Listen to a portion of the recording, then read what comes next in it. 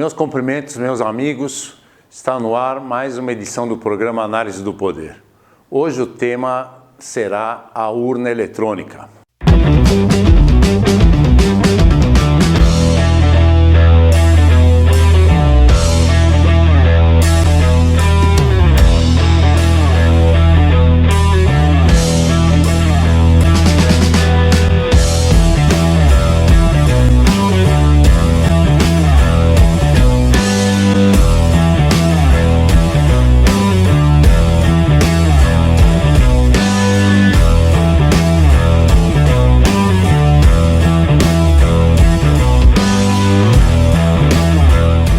Em 2021 estaremos completando 25 anos de uma fraude completa, institucionalizada pelo Tribunal Superior Eleitoral.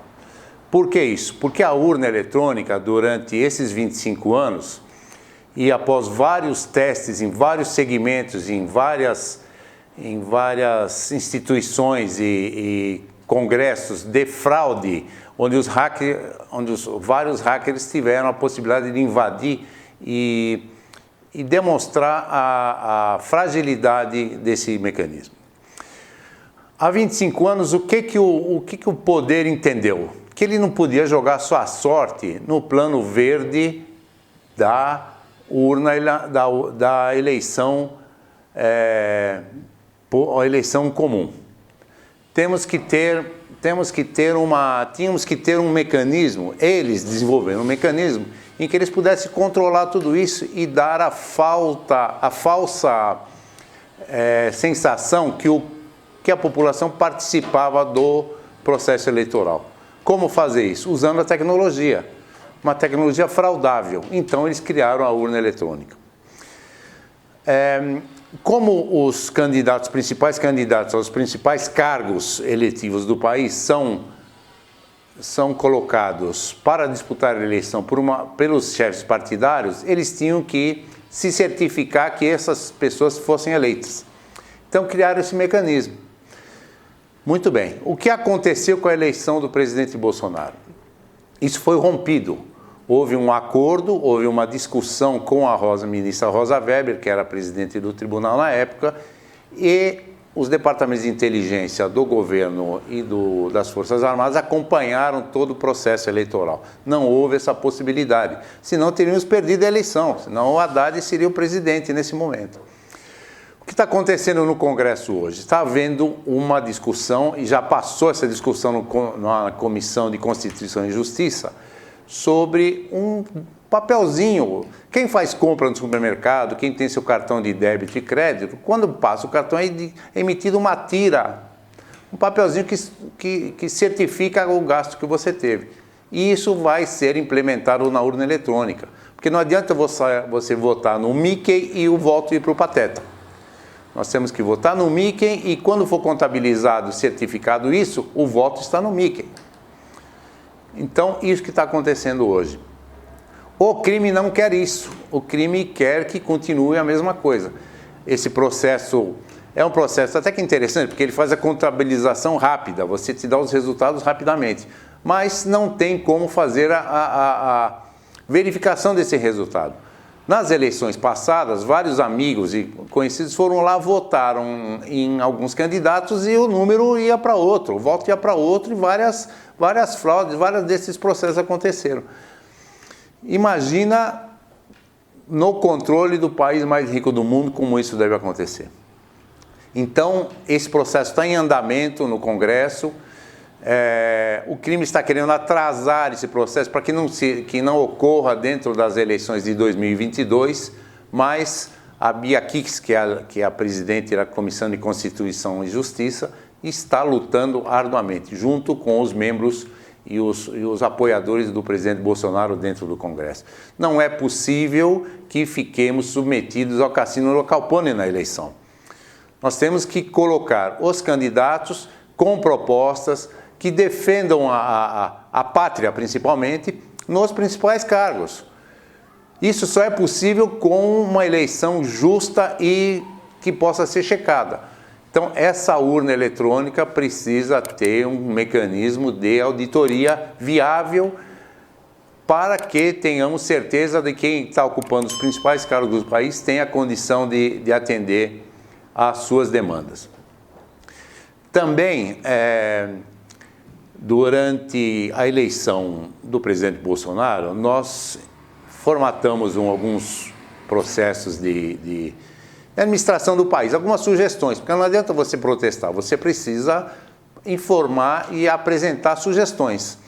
Uma das sugestões para o poder legislativo é o voto distrital com uma comissão de desagravo.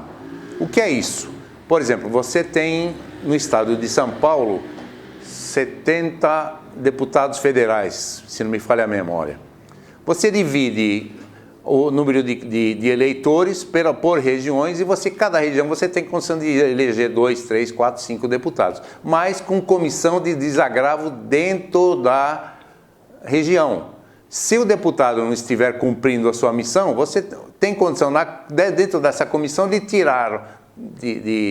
tirar-lhe um mandato e colocar o segundo colocado. Não importa a tendência, desde que ele tenha reputação ilibada, que é uma coisa importante, e curso superior completo. Aí vão me falar, pois você está sendo elitista? Eu falo, estou, porque eu quero que quem toque o país tenha o mínimo de condição cultural e estudo para fazer o seu trabalho. Não é possível você eleger um Tiririca da Silva, um Lula, tem cabimento isso.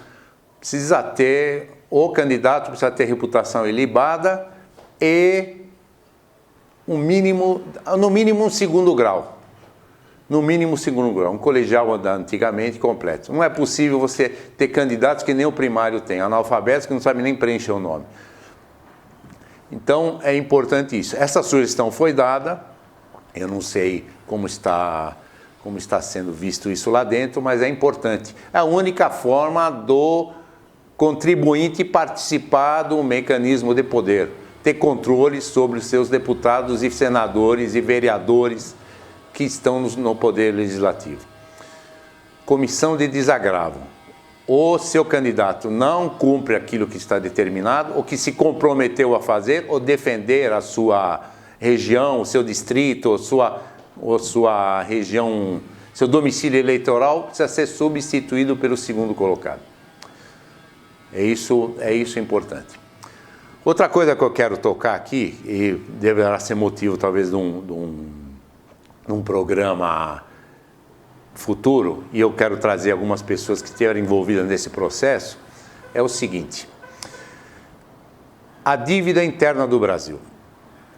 Ontem eu acompanhei uma reportagem, na data de ontem, em que a dívida do Brasil para com a sociedade, enfim, a dívida mobiliária está em 6,660 trilhões de reais. Isso significa 87% do PIB estimado em 7,700 trilhões de reais. Muito bem, essa dívida, ela é oriunda de necessidade do governo e de cumprir suas obrigações. Mas vamos pegar uma comparação da taxa Selic, desde que ela foi criada, em comparação com as taxas internacionais, que é a Prime e a LIBOR, e você puxar essa dívida até as datas de hoje, o resultado é o seguinte: o sistema financeiro, ao invés de cobrar o governo em 6 trilhões e 600, precisa remunerar a sociedade em 1,4 trilhões de reais. Esse foi o tamanho do assalto que a união de criminosos com o sistema financeiro e governos, agentes de interesses transnacionais, impôs à sociedade brasileira. Esse tamanho do sangue.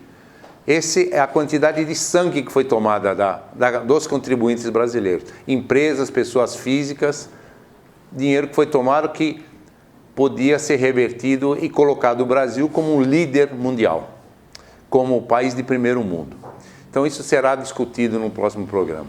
Então, muita atenção na questão da urna eletrônica, que é para muitos, um momento que ele participa do processo político eleitoral, mas ele é fraudado. Tenham certeza disso. Só procurarem nos canais de informação dentro da internet, vocês verificarão todos os testes que foram feitos, tudo que foi acontecido. Então, trazer para a população que a urna eletrônica é inviolável é mentira. Ela é violável e ela leva o voto para o candidato que interessa ao crime. Então, isso que eu tenho a dizer para vocês, espero que vocês acompanhem isso, é muito importante vocês acompanharem essa votação no Congresso da adição de uma tirinha de papel para comprovar o voto, você coloca numa urna física e essa pode ser verificada e analisada. Então, isso, muito obrigado pela atenção. Provavelmente semana que vem teremos um convidado bem interessante aqui para conversar com vocês. Muito obrigado.